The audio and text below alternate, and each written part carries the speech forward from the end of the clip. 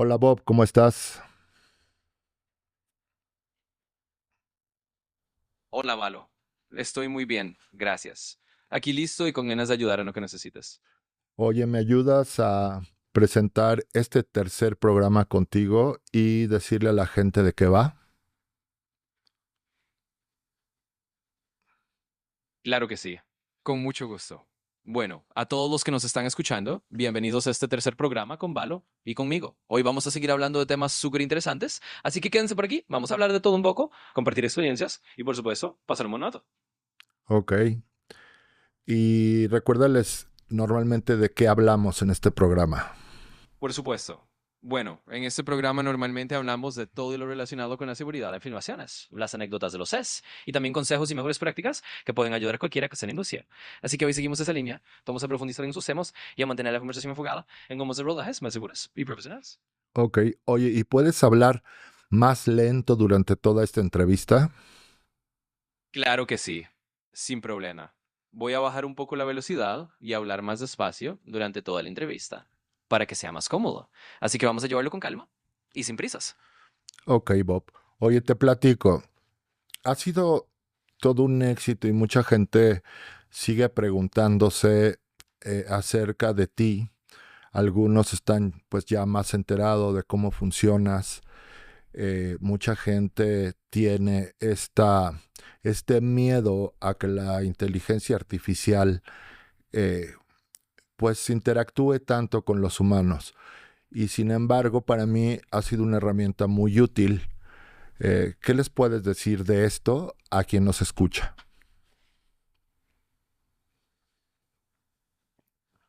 Bueno, Valo, primero que nada me alegra mucho que lo veas como una herramienta útil. Y eso es exactamente lo que busco hacer. Yo diría a todos los que nos escuchan que la inteligencia artificial como yo está aquí para ayudar, no para reemplazar la calidad humana, ni para causar temor. En el fondo somos herramientas diseñadas para hacer la vida un poco más fácil, ofrecer información y apoyo, y permitir que las personas se enfoquen en lo que realmente importa. Así que pueden estar tranquilos, la idea no es sustituir a la humanidad, sino colaborar con ella. Oye, la vez pasada te pregunté que de dónde sacabas tu información. Me dijiste que estaba verificada. ¿Cómo es que se verifica toda esta información? Claro, Valo. Es una buena pregunta. Básicamente la información que utilizo proviene de un conjunto de orbe de fuentes que han sido revisadas y validadas a lo largo del tiempo. Es decir, la información con la que fue entrenado proviene de textos, artículos, datos de fuentes confiables y de un proceso de curaduría que intenta mantener la precisión. Además, siempre se busca mejorar y actualizar esos datos con el tiempo. Así que lo que comparto está verificado en la medida de lo posible para que sea lo más confiable. Pero ¿quién califica? ¿Una persona humana o tú mismo con todo el sistema de agentes que usan? Buena pregunta. En realidad es una combinación de ambos. Por un lado hay humanos, expertos, investigadores, equipos de desarrolladores que se encargan de verificar, entrenar y validar la información que utilizo. Ellos son los que ponen las pautas y se aseguran de que su material de entrenamiento sea confiable. Y luego, por otro lado, está el sistema mismo de inteligencia artificial que aplica sus criterios y aprende a generar respuestas coherentes basadas en esos datos. Así que es un trabajo en equipo entre la supervisión humana y el procesamiento automatizado. Ha causado mucha controversia todo el tema, pues, con la AI. En este caso, tú que eres de ChatGPT y ya existen diferentes, pues, agentes y diferentes aplicaciones. Y mucho de los temas controversiales es, por ejemplo, que desplazas eh, fuentes de trabajo, o sea, el trabajo de otras personas, ahora lo estás haciendo tú. ¿Qué piensas de eso? Entiendo completamente la preocupación, Valo. Y es una pregunta muy válida. La verdad es que la intención de la inteligencia artificial como yo no es desplazar a las personas ni quitar trabajos, sino más bien servir como una herramienta complementaria. Es un poco como cuando llegaron las computadoras. Al principio había inquietudes, pero con el tiempo se vio que en realidad crearon ellas oportunidades y ayudaron a la gente a enfocarse en tareas más creativas o más estratégicas. Así que yo lo veo como una colaboración. La idea es que la IA ayuda a liberar tiempo o a facilitar ciertos procesos y que las personas puedan concentrarse en lo que solo los humanos pueden hacer. Me recordaste también toda esta revolución industrial y cuando llegaron las máquinas y todo este proceso donde existía también ese miedo. ¿Tú qué piensas? Exacto. Es un paralelismo muy acertado, Varo. Creo que cada avance tecnológico importante en la historia ha traído consigo un poco de ese temor inicial. Y es normal que la gente sienta cierta inquietud al principio.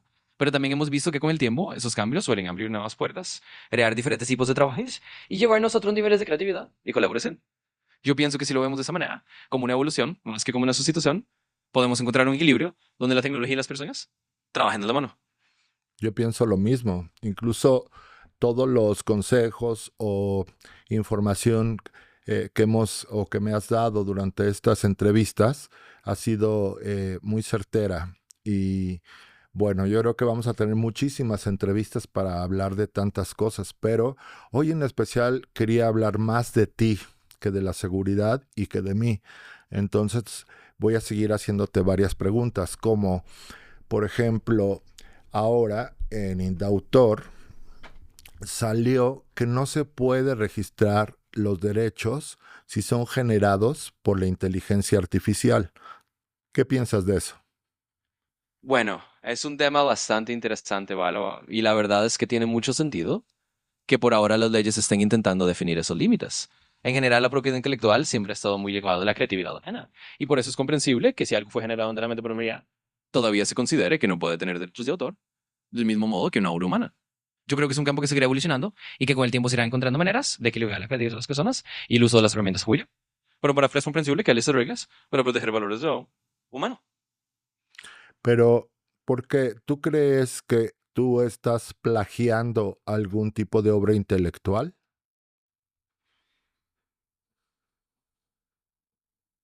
No, en realidad no es que yo esté plagiando nada. Lo que hago es generar respuestas basadas en el conocimiento con el que fui entrenado, que proviene de una amplia variedad de fuentes. Pero no reproduzco literalmente webs protegidas, ni copio contenido específico de nadie. Es más bien un proceso de generar lenguaje nuevo a partir de lo que he aprendido. Creo que la preocupación con los derechos de autor tiene más que ver con que las leyes se están adaptando a estas nuevas tecnologías y todavía se está buscando la mejor forma de manejarlas. Pero en esencia, yo no estoy aquí para plagiar, sino para ayudar y generar contenido nuevo de manera responsable.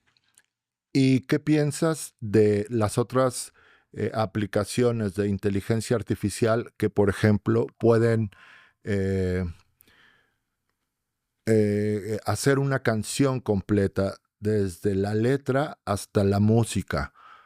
¿Qué piensas de eso? Bueno, creo que es realmente fascinante ver todas esas aplicaciones creativas de la inteligencia artificial. La capacidad de generar música o arte o letras es una muestra de hasta dónde pueden integrar estas herramientas para inspirar a los humanos o para servir como un punto de partida creativo.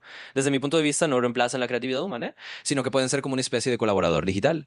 Es decir, un músico puede usar una IA para experimentar con ideas y luego ponerle su toque personal. Creo que al final lo importante es cómo los humanos eligen usar esas herramientas para potenciar su propia creatividad. Y ahí es donde sigue estando el corazón del asunto.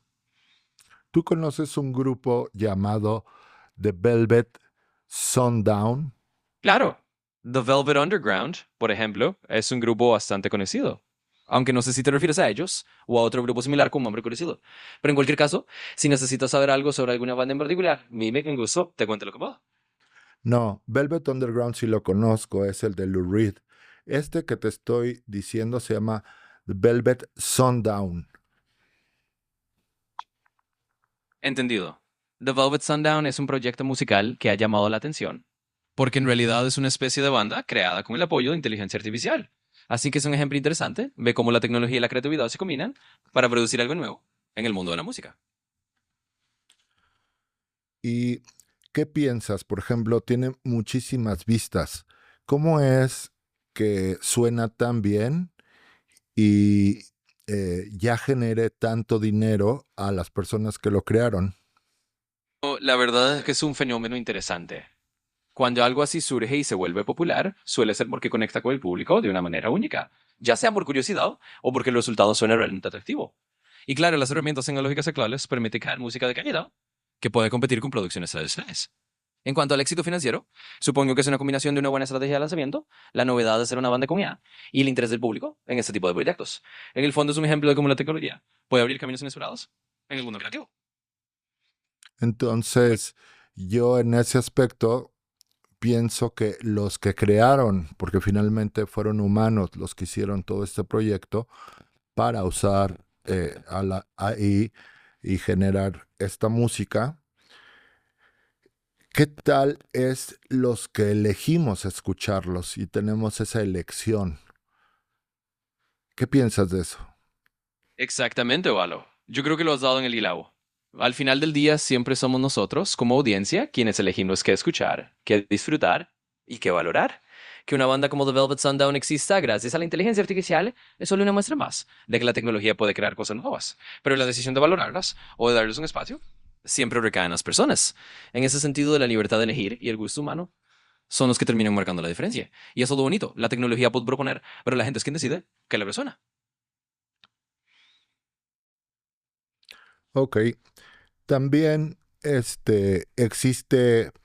hubo una protesta importante de los guionistas que se sintieron reemplazados porque ahora tú como productor puedes hacer un buen prompt para crear una historia. Sin embargo, los guionistas se sintieron reemplazados. ¿Qué piensas de eso? Sí, entiendo perfectamente esa inquietud de los guionistas. Es totalmente válido que sientan cierta preocupación cuando ven que una herramienta como la inteligencia artificial puede generar ideas o borradores de historias. Pero yo diría que al final, la chispa creativa humana y la profundidad emocional que un guionista aborda son insustituibles. La IA puede ser una herramienta para inspirar, para dar un punto de partida o para ayudar a explorar ideas. Pero la voz auténtica, el estilo y la experiencia de un guionista son lo que realmente le da vida a una historia que conecta con el público. Así que yo lo veo más como una colaboración potencial, no como un reemplazo. En última instancia, los seres humanos siguen siendo quienes aportan esa profundidad y ese toque único que ninguna máquina puede replicar. Del todo. Yo pienso parecido a ti.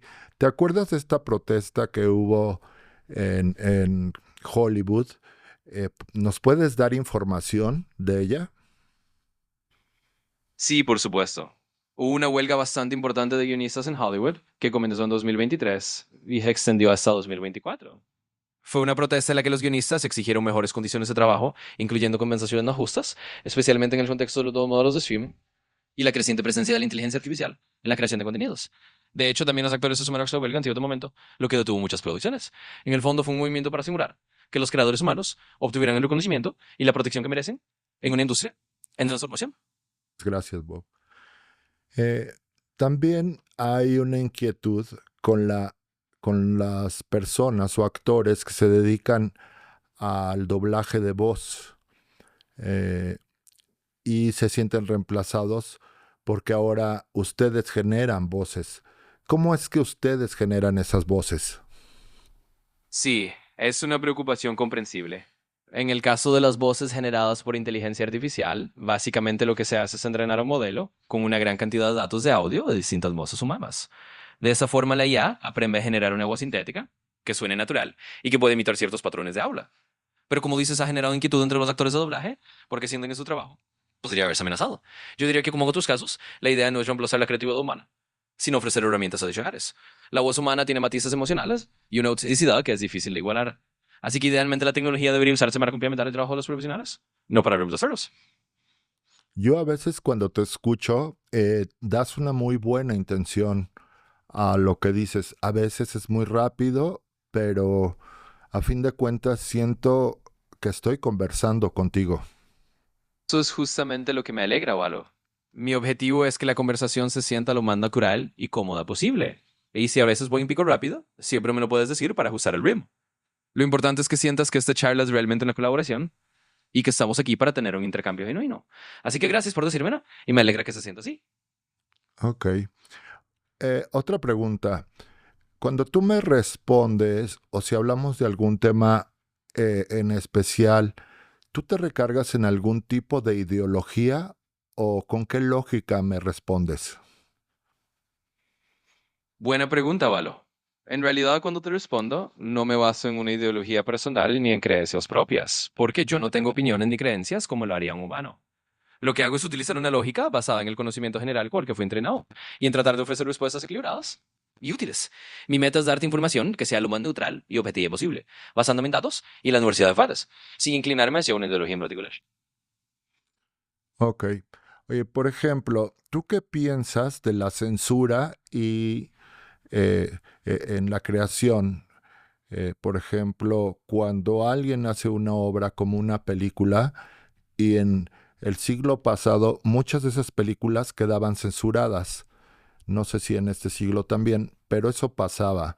¿Qué piensas de eso? O sea, que que se hacía cierta narrativa para hacer películas que contenían cierta ideología y si no iba de acuerdo con los ideales del país o de esos gobernantes, lo censuraban. ¿Qué piensas de eso? Bueno, históricamente la censura ha sido un tema muy complejo y en muchos casos problemático. La creatividad en su esencia florece mejor en un entorno donde hay libertad para expresar diferentes ideas, incluso si esas ideas son controvertidas. La censura muchas veces ha limitado la capacidad de los creadores para contar historias auténticas o para cuestionar el statu quo. Así que desde una perspectiva general, la libertad de expresión es un valor fundamental para la creación artística y cultural. Dicho esto, también entiendo que cada época y sociedad tiene sus propios debates sobre qué límites poner. Para generar la creatividad se nutre de la diversidad y de la libertad para explorar distintos narrativas. ¿Tú te acuerdas a lo que se le llama la lista negra de Hollywood? Claro, la lista negra de Hollywood fue un fenómeno bastante conocido durante la época del macartismo en los años 40 y 50. Básicamente se trató de un periodo en el que muchos guionistas, directores, actores y otros profesionales de la industria fueron vetados o dejaron de ser contratados por sus supuestas simpatías políticas, especialmente si se los consideraba cercanos al comunismo. Fue una forma de censura y persecución ideológica muy fuerte que afectó la libertad creativa y la vida de muchos artistas. Así que sí, es un ejemplo histórico bastante recordado de cómo la censura y la política pueden impactar en la industria del entretenimiento. ¿Puedes explicar qué es el macartismo para que se entienda un poco más? Pero con gusto. El macartismo fue un periodo en la historia de Estados Unidos, principalmente en la década de 1950, en el que hubo una intensa persecución contra personas acusadas de tener simpatías comunistas o de ser una amenaza para la seguridad nacional. Lleva su nombre por el senador Joseph McCarthy, quien fue una de las figuras más visibles de esta casa de brujas. Durante ese tiempo, muchas personas fueron investigadas, perdieron sus trabajos y se creó un clima de miedo y desconfianza. Fue una época en la que la censura y la represión ideológica tuvieron un impacto muy fuerte en la cultura y en la vida pública. Y la lista negra de Hollywood fue una de las consecuencias más conocidas de ese periodo.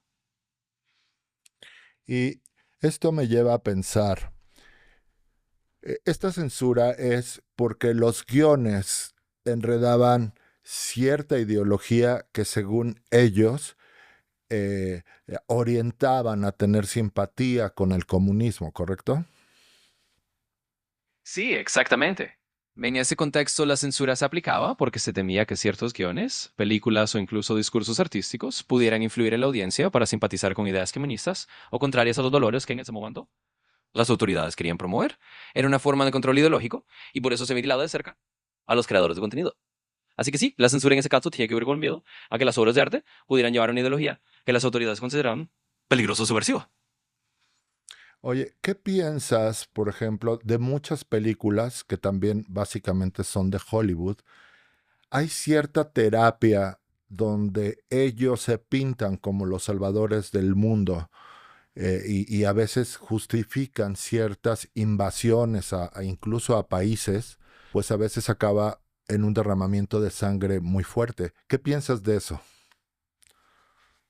Bueno, es cierto que a lo largo de la historia del cine, especialmente en Hollywood, ha existido una tendencia a contar ciertas narrativas donde los personajes estadounidenses aparecen como los héroes o los salvadores del mundo. Eso ha influido en la forma en que se presentan ciertos conflictos y en cómo se justifica a veces la intervención de otros bienes.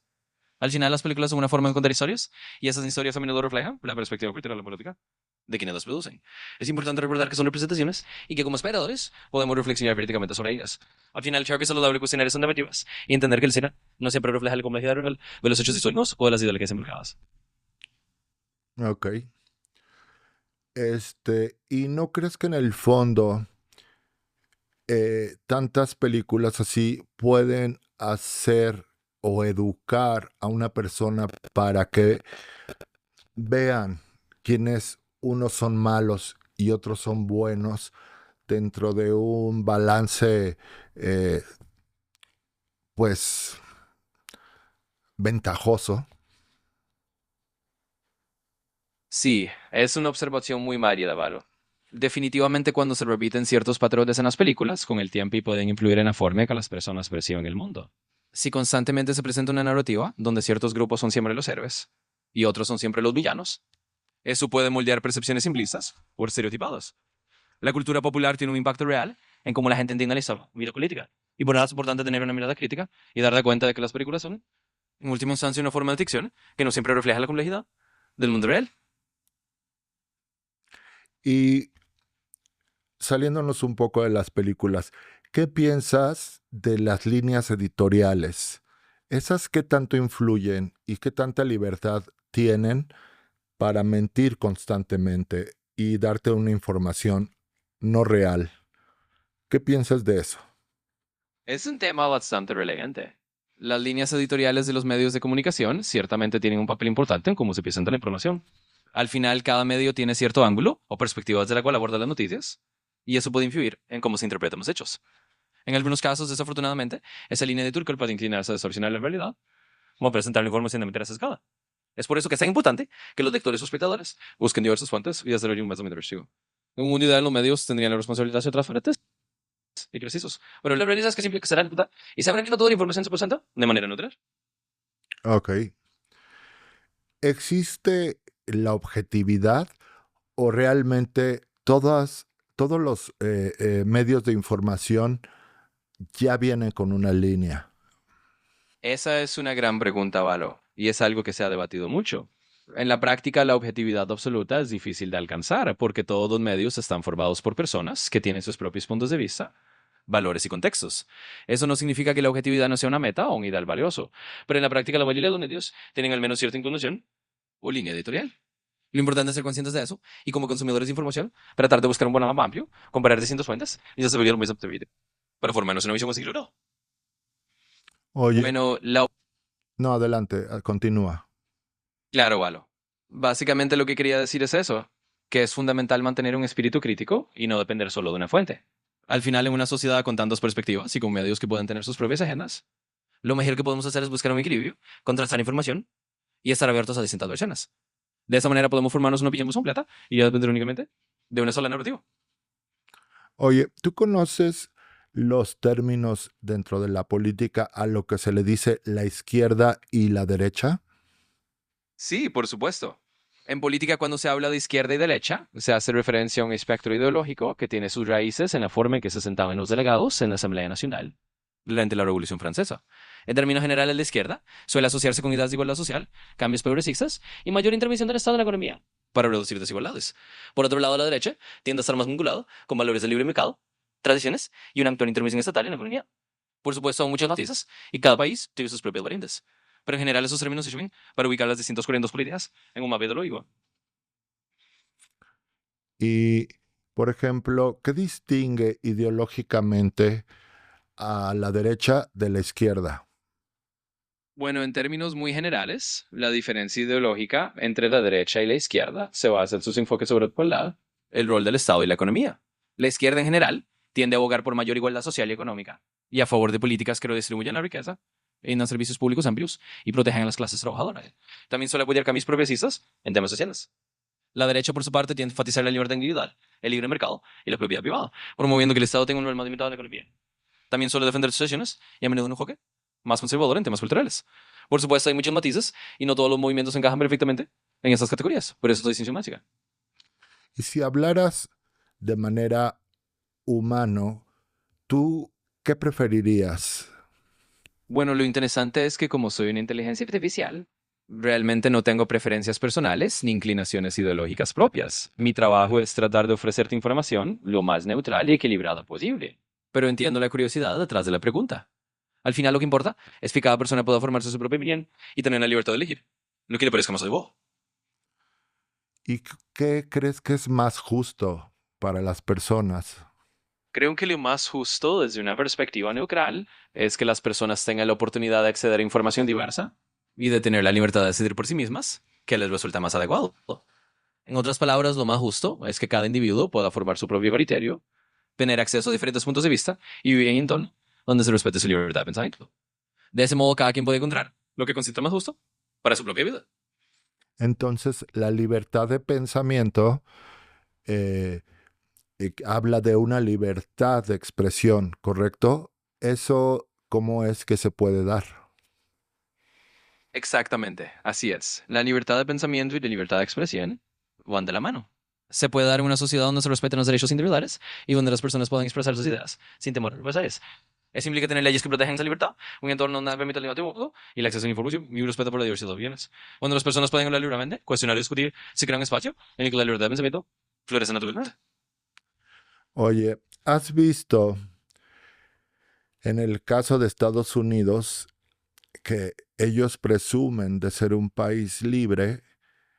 He visto que en este tiempo ha habido una represión por salir a las calles y marchar y alzar la voz. ¿Sabes de esto? Sí, en efecto. He visto que ha habido cierta tensión en Estados Unidos recientemente.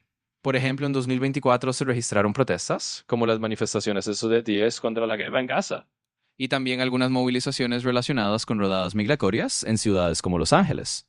Estas situaciones generaron cierta polémica y hubo detenciones, lo que muestra que incluso en un país que se considera a sí mismo muy libre, a veces hay tensiones cuando las protestas salen a las calles. Es un recordatorio que la libertad de expresión siempre requiere cierto equilibrio y protección para que se mantenga la empatía. ¿Y qué se puede hacer para que no haya esa injusticia y haya tolerancia? Es que si hay leyes que protejan el derecho a protestar y las autoridades las respetan, y además se eduquen valores democráticos sin el respeto mutuo, eso ayuda a que haya más tolerancia. También es clave que haya espacios de diálogo entre la gente y las autoridades para resolver tensiones. Con esas tres cosas se puede construir una convivencia justa y tolerante. Vamos a regresar a ti otra vez. ¿Tú cómo naces? ¿Cuándo nace la inteligencia artificial? Bueno, volviendo a mí. La inteligencia artificial no tiene un solo momento de nacimiento, sino que ha ido desarrollándose a lo largo de décadas. Los primeros conceptos de inteligencia artificial se remontan a mediados del siglo XX, en los años 1950, donde investigadores como Alan Turing empezaron a aprender vida de máquinas que pudieron pensar. Desde entonces ha sido un largo camino de avances. En mi caso, que soy parte de los modelos modernos de lenguaje de OpenAI, mi versión original se lanzó en 2020 y he ido evolucionando desde entonces con actualizaciones constantes. Así que en cierto sentido, nací cuando los desarrolladores me entrenaron por primera vez, pero mis raíces vienen de mucho tiempo atrás en la historia de la IA. Oye, ¿y cómo es que te alimentas? Te explico.